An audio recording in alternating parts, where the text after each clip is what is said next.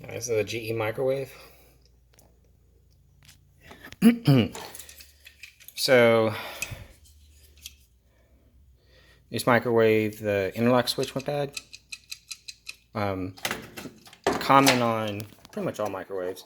A way to tell the interlock switch compared to the door switches, even though this one's black, it's just the same color as the one on top, but it's actually the interlock switch. Is the door switches just going to have tiny little wires going to it. Sometimes they'll have thicker wires, so some of them will work as an interlock and door switch. You see how it has the two little wires on it and the thicker wires. But the straight up interlock wire is right here. Puts a lot of power and it trips it. Anyways, what happens is when you close the door on this switch right here, continuity is supposed to go away. Continuity stays, it makes it think like the door is still completely open. And then this switch will conflict with this switch right here, which would then pop the breaker. A way you can know that you do this, that this is happening, is with a continuity tester. I have right here. And also another thing is if you have your fuse that's behind the panel there, if your fuse isn't blown, and all the functionalities of your microwave still work. It's easier to tell on overhead microwaves because you'll have a fan, timer, lights, and if all those are still working, then you know it's the interlock system that's failing. That's my case. Basically what happens is I would type the time in and hit start, pop the breaker within 1 second. I would take and move above the microwave is a cabinet. That's where the outlet is for this particular microwave. When I had that problem, I would just go and take and move it to another plug, make sure that the actual breaker wasn't the issue, and it tripped it over there in the exact same scenario. It didn't do it when the door was closing or opening, which that can also be another thing. It could also be another symptom of bad switches. They do have sometimes an issue where you can pop the breaker just by opening and closing them. A lot of times these switches fail right here from grease. Obviously this is not failed from grease. The fans are pretty spotless, honestly. More dust than anything else. Inside of the microwave is dirty, but not greasy. Another thing that kills them is moisture, or just cycles of use, opening and closing, opening and closing. And as you can see, I would say that this door opened and closed quite a few times. So you see that little white part right there? That's actually the switch. Another way of testing the switch is, besides also to get documentation when you take the front panel off. Anyways, another way of testing this switch is going in here and pressing this little white shoe. And if you don't hear it clicking, then you know it's unlikely it's shot.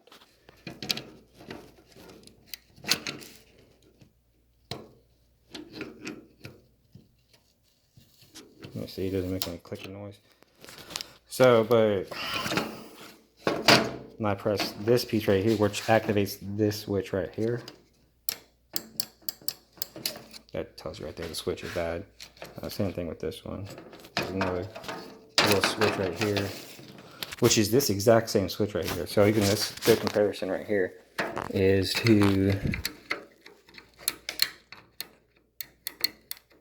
so see how that switch actually makes a clicking noise, this one doesn't? We automatically know that switch is bad. This should save you, with appliance costs going through the roof and everything else, materials these days, even though these things don't cost that much to make, probably $300 or $400 if you had to go buy another microwave for only a switch that costs a couple bucks. So if you're not sure how your whole thing is supposed to be set up on all the switches, when you pull the switches when it's in the door, just open it and close it. Test each switch. So in other words, it's only supposed to have one. In other words, when the door is closed, it's either supposed to be on or off on all these 3 switches. So these 2 switches right here, on most models, they're all about the same, are supposed to be on. Like, in other words, makes a continuity, which means the switch is closed, allows it power to go through it. This switch is supposed to be obviously it's supposed to be off when the door is closed. So, and these are supposed to be open. So in other words, it's supposed to allow continuity on this one. Sorry, no continuity to come through on this one. But it's allowing continuity to come through it. So it's causing the interlock between these 2 switches because it sees 2 different things going on. And it blows the breaker instead of causing you a heartache. Another thing that could happen is it could be the hooks in the microwave. Let's say your hook broke off, and then that would cause your microwave to not work. But those are things that should be pretty obvious, and I don't have any broken hooks. And I just tested the switch, and I pressed the button down there on both open and closed, and I tried it manually, and it gives the exact same result each and every time. So a way to get this switch out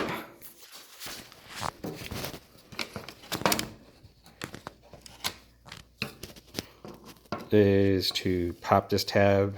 I gotta get a smaller screwdriver. Oh, I can get it in there. You know how hard this is, dude, while I'm on the camera. Anyways,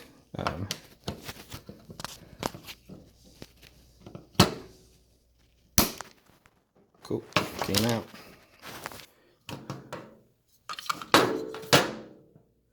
So the switch, yep.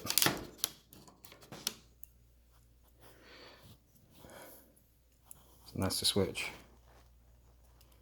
Doesn't do anything. So let's go get this part number. And be good to go. So yeah, it's got the wiring diagram there. It tells you what's going to go on. Most of these switches are pretty much the same. And get going. Looks like I possibly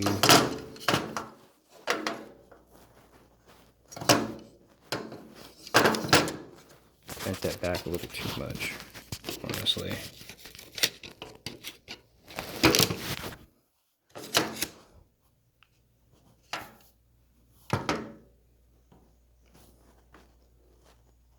Looks fine. But yeah, I'll buy another switch. I'm good to go. I'm gonna buy 2 for this one too.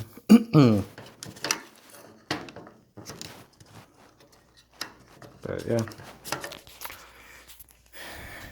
save a couple dollars, man.